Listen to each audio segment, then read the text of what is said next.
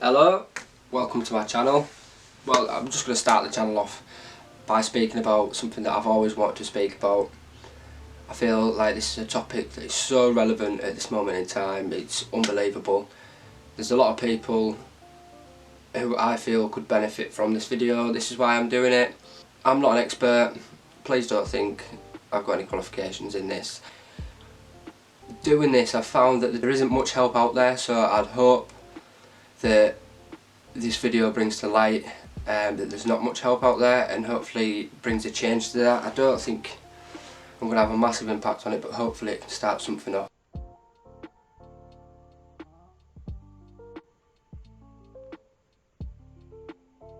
So today we are here with George. If you don't mind me asking, George, how old are you? I'm 24. 24. And what is it you would like to speak about today? What sort of mental health?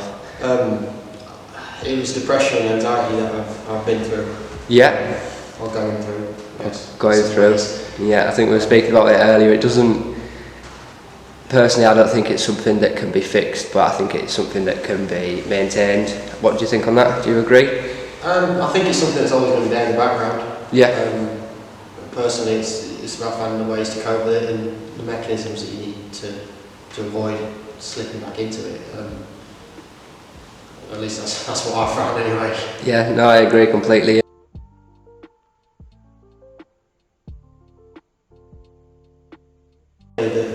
Looking after yourself from what you eat and what you drink and how you look after yourself physically.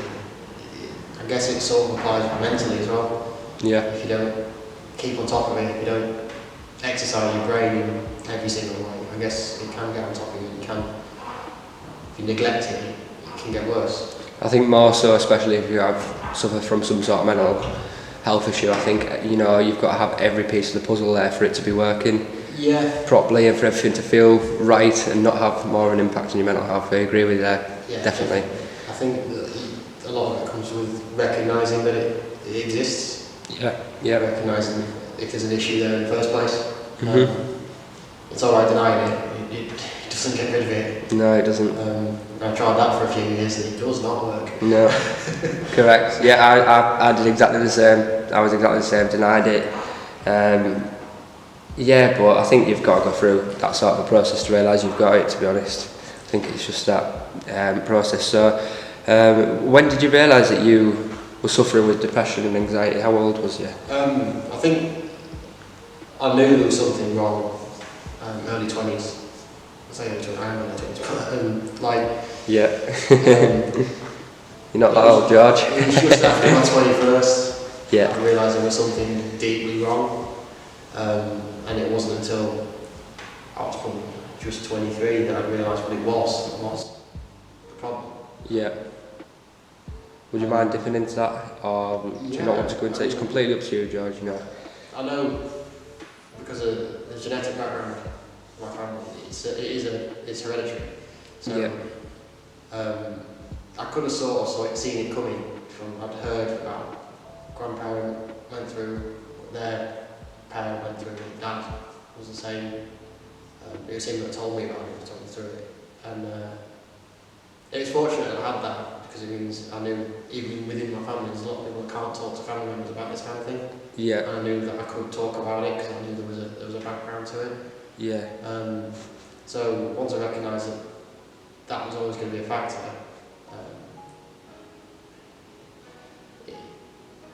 it became like a race to find what the triggers were.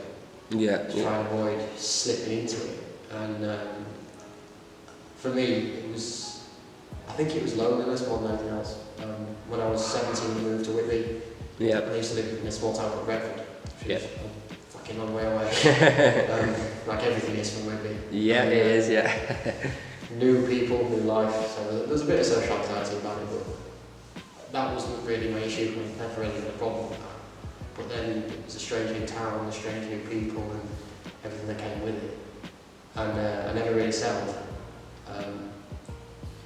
Moving from 17, though, that's an age where you're fairly settled within your friendship groups and such like that. Though I feel so to move that age, yeah, it's quite a difficult time. Yeah, definitely.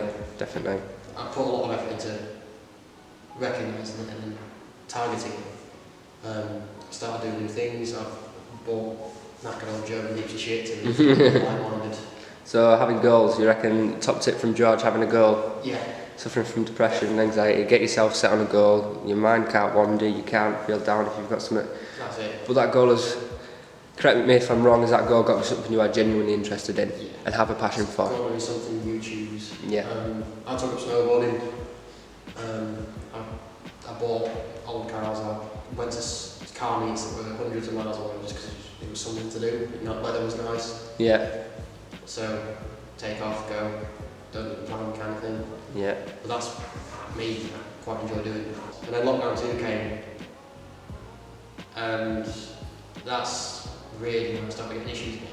Yeah. So it'd been pretty much a year exactly that I've been absolutely fine. Yeah. I've been building up, and all of a sudden all the things that I want to do got taken away. So the stuff that I enjoyed, the people that I was meeting, gym, snowboarding, cars, social, It all stopped. all became illegal overnight. Yeah.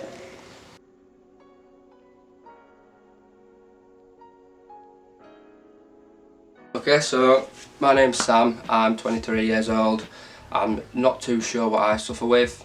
I've always had self-worth problems, always confused, brain fog, stuff like that. I was down in the dumps. So to be honest, I think depression, a little bit of anxiety, but not really. Yeah, so this is my story. 14 years old. I mean, up to 14 I had a brilliant life.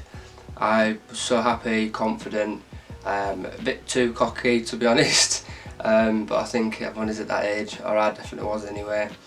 And so yeah, I was 14 years old, I was at school one day, I remember it like it was yesterday. I had a phone call, my cousin had committed suicide from Leeds area and I was living a good hour and a half away from him.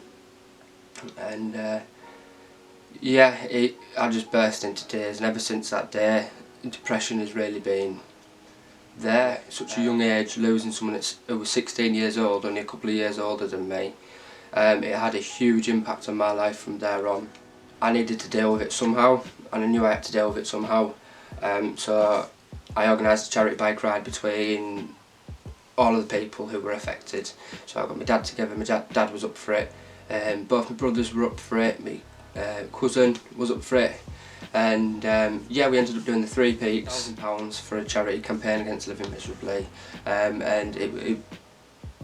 that helped me. It didn't. I wasn't just cured like that, but it helped me get through it. And having an aim definitely helped me get through that. The things that really helped me, tip number 1 from me would be my diet. My diet was all over. I looked into what food helped produce like your happiness in your brain, like serotonin and all this sort of stuff, like cucumbers, bananas. There's quite a few different foods that help with stuff like that. So I sort of looked into like the sciencey side of things, like what makes you happy and what produces this happiness.